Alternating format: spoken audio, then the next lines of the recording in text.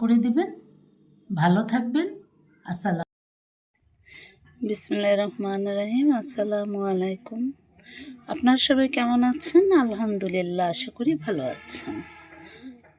আমি আলহামদুলিল্লাহ ভালো আছি। আজকে কলিজা ভুনা করব, কলিজা, তিল্লি এগুলা ভুনা করব, সাথে থাকুন। এখন আমি মশলাগুলো মেখে নেব।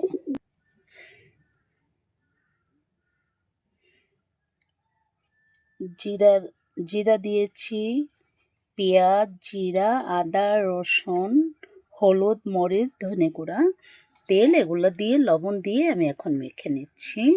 এখন আমি চুলায় বসিয়ে দেবো। এভাবে করার কারণটা হচ্ছে আজকে আমি কাঠের চুলায় রান্না করছি, তাই একবারে দিয়ে বসিয়ে দিচ্ছি।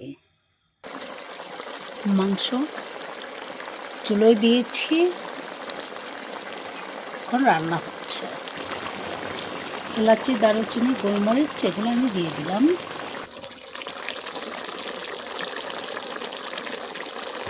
তেজপাতা দিয়েছি। আয়রন কড়াইতে আমি রান্না করছি, লোহার কড়াই, একদম বড় কড়াই আছে আমার একটা। 4 কেজি 5 কেজির মতো গোশ বোনা করা যাবে, সেটাই আমি রান্না করে কাঠের চুলা। তেল উঠে আসছে, কষানো হয়ে গেছে। এক কষানো আমি এখন ঝোল দিয়ে দেব, গরম ঝোল। আর চুলোর রান্না তো অস্বাভাবিক মজা, সেটা তো বলারই বাকি রাখে না। আলহামদুলিল্লাহ, আমি চুলার লোভে আমি ছাদে রান্না করতে আসছি। বারবার এই শীতের ভিতরে আমি রান্না শেষ হয়ে গেল, কিছু রান্না করব, নিচে যাব, নিচতলায় যাব। নিচতলায় গিয়ে আমি ছিটা রুটি তৈরি করব, চাপড়ি বানাবো।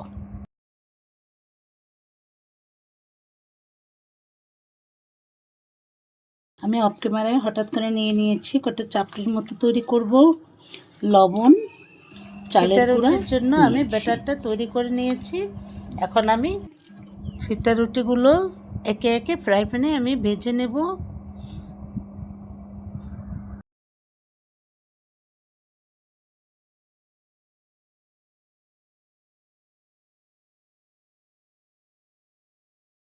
এখন আমি ছিটা রুটি পিঠা বানাচ্ছি, আমি প্যানে দিয়ে দিচ্ছি।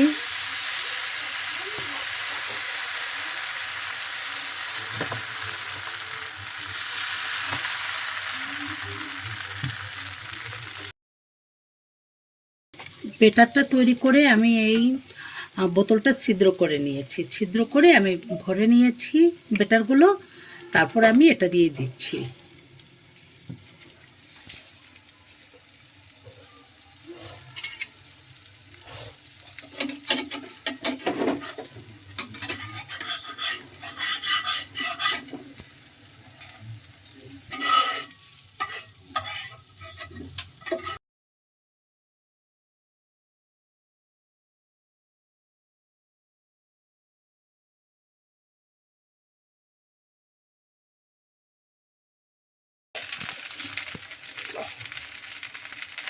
এখন রুটিগুলো তুলে নিচ্ছি।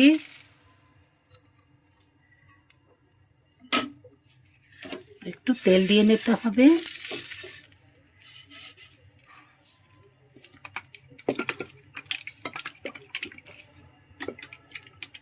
কেউ হাত দিয়ে করে ছিটায় ছিটায় দেয়, আর আমি এটা দিয়ে দিচ্ছি।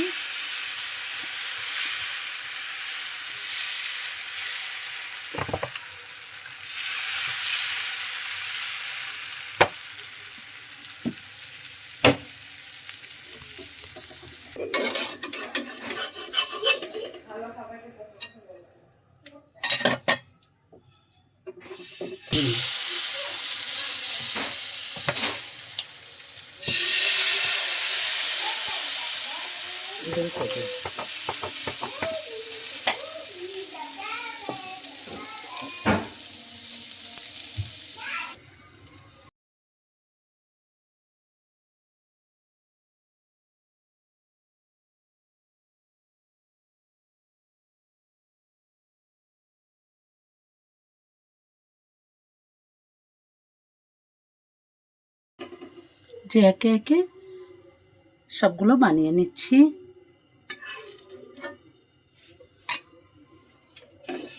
প্রত্যেকটা দেওয়ার আগে আপনি তেল দিয়ে নেবেন,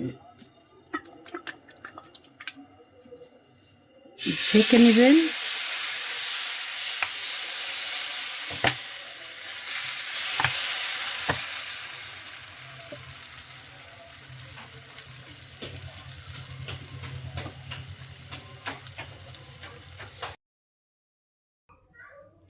এর সাথে একবারেই আমি খোলাজা পিঠাও বানাচ্ছি।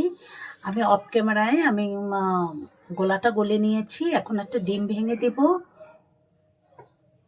ডিম দিয়ে মেখে নেব, তারপর আমার খোলাজা পিঠা তৈরি করব।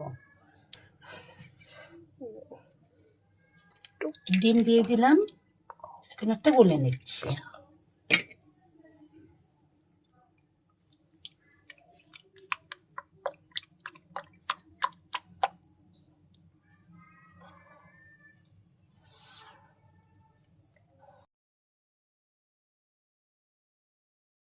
ছিটা রুটি রেডি হয়েছে, এখন খোলাচা পিঠা তৈরি করব।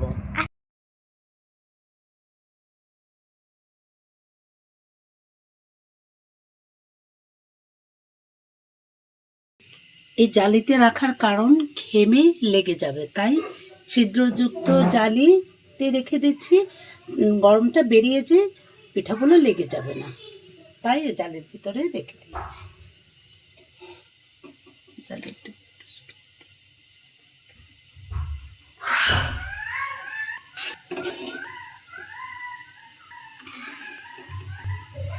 হয়ে গেলেই পাশ থেকে ছেড়ে আসে। যখন পিঠাটা হয়ে যাবে তখন পাশ থেকে ছেড়ে আসবে। এই যে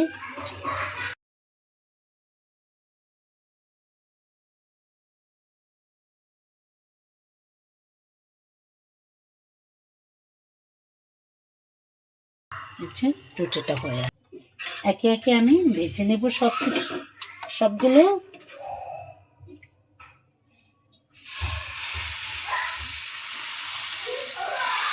সাথে সাথে দুলিয়ে নিতে হবে।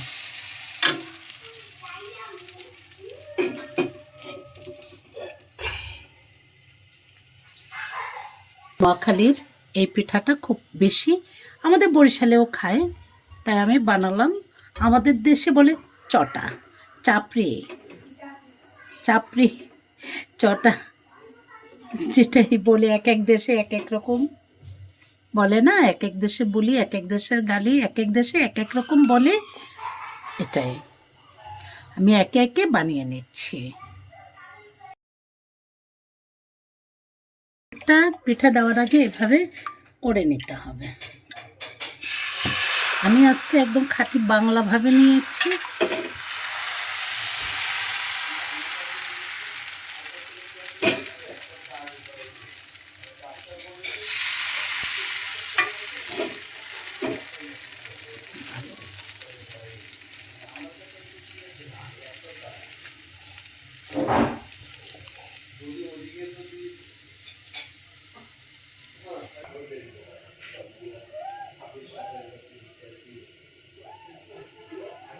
ভাজ করে নিয়েছি।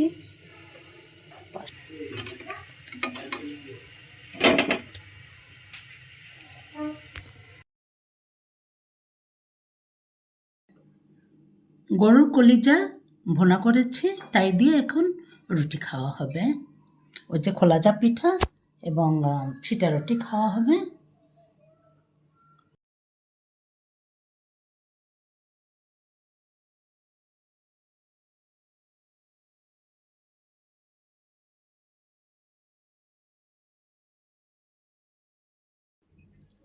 তৈরি হয়ে গেছে খোলাজা পিঠা। ভালো লাগলে লাইক, কমেন্ট, শেয়ার, সাবস্ক্রাইব করে দিবেন। ভালো থাকবেন। আসসালামু আলাইকুম।